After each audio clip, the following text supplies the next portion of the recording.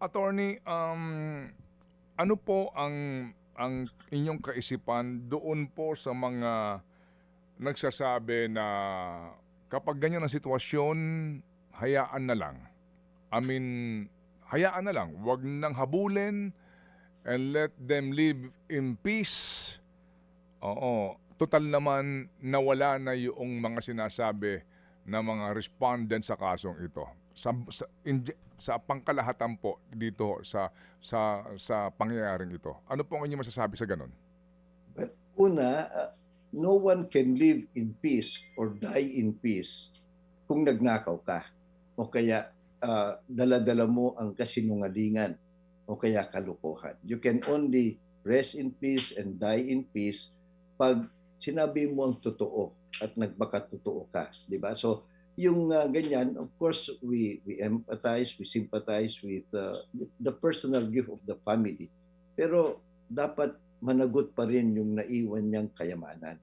Pangalawa, yung ganyang attitude ho, kaya nga ho nagkawindang-windang ating bansa. Kasi ang dali nating patawarin yung mga magnanakaw. Kaya nga ho, they're acting with impunity. We have seen that in so many forms na para bang may nakulong naman na, okay na yan.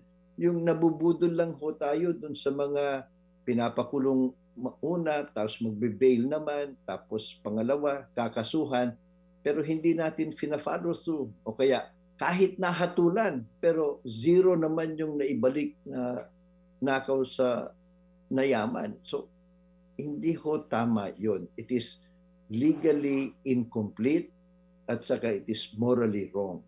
So sana ho, baguhin na natin ang ating attitude. Iba ho yung ating simpatya dun sa personal grief, pero iba rin ho yung ating paninindigan na ibalik ang nakaw na yaman at lahat magpakabayani sa katotohanan.